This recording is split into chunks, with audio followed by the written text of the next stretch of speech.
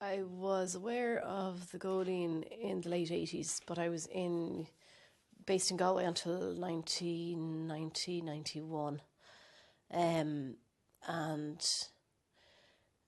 I I was aware of the Góilín in a very kind of, I didn't know who was involved in it or anything, but I'd seen a couple of posters up on the wall of not the Trinity. Yeah, it was the Trinity Inn was where it was when I started going. But what actually happened was I just hurt my back, and I was lying on the physiotherapist's table, and she was doing what she called physical therapy and what I called torture on my back. And I remember thinking, I've got to find something that I enjoy doing that doesn't involve physical pain. And I thought, yeah, singing.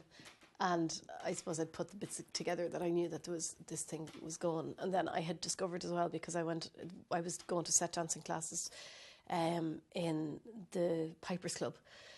And of course, the point of contact there is Jerry O'Reilly was teaching the set dancing classes, and he was also, although I didn't know it at the time, very much involved in the Góilín, or Góilín, as we've been told. So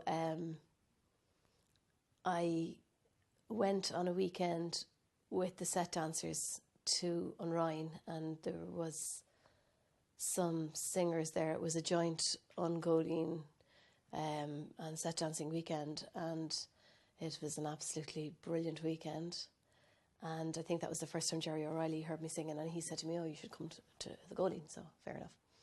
So I think I turned up, and Jerry must have been primed or something, but he saw me at the doorway anyway and waved me in, and put me sitting beside himself and his wife Anne, and immediately I felt really, really welcome, and I listened and I really loved it. I don't think I got up the courage to sing for a few weeks, and I used to come the odd week and not come, and I had this thing where every Friday night, because Friday night at that time there was a céilí on every Friday night in Joey's in not Drumcondra but near Glasnevin, the School for the Blind, and it was a bloody good céilí. So every Friday I'd have this dilemma: was I going to go singing, was I going to go dancing, what was I going to do? And at some point I got sick of having to make this decision every week, and kind of went, right, that's it, I'm going singing on a Friday, that's it, because I loved it, and I always felt really welcome, and I loved the songs. And I remember one of the first times being there, and I remember thinking, this is kind of like being inside a musical, because my mum plays fiddle, or she plays classical violin actually, and one of the things that she used to do is she used to be asked to play in the orchestra of the local musical society's productions of whatever you're having yourself this year. Yeah.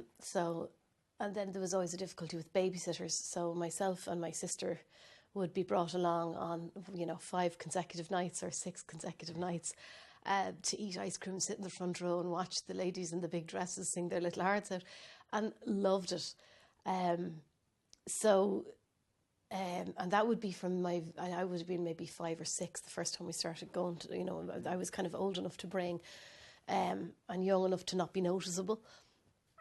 And so that would have been a huge big part of my growing up, and that idea of where, everybody bursts into song because it's springtime, or, equally because they're very sad or whatever. And I loved it. And I remember coming to the Góilín and everyone just burst into song at the chorus, or there was a particular line in a verse that everyone joined in, and everyone seemed to know where to start and when to stop. And I was, I loved it. I absolutely loved it. So that was why I kind of fairly quickly made a decision that I wasn't going dancing anymore. I was going singing. That was it. And then after a while, I got the courage up to sing. Mm. And a good while after that, I got the courage up to sing loud enough so they could actually hear me singing. But it was, I suppose, to answer your question, it was around 1991 when I started going to the Góilín. Yeah, started going along while it was in the Trinity Inn. And as I said, gradually kind of went from going every so often to going every week. And the people, Jim McFarlane would have been there. He was someone I always look forward to hearing sing, because if you'd had a tough old week, I'd always feel that was the moment where the week could slip off your shoulders. And that's what it's always done for me. The singing of the Góilín has always kind of been something that just, sustained me through kind of tough times, or sustained me through stressful times. And if you had had a bad week or you were having a bad time, there'd be a couple of people I would be really looking forward to hearing them sing. And Jim was one person. You could actually physically feel the troubles of the week falling off your shoulders as he'd sing. I always loved to hear him sing. Still love to hear him sing. Who else, I suppose? Because I wasn't really that aware of who the people were around me. Sorry, excuse me. I wasn't aware of who the people were around me that were singing. So I wasn't really aware of many of the names, but it was just the whole kind of the net effect of all those songs and all those singers, and I loved it. Really, really loved it.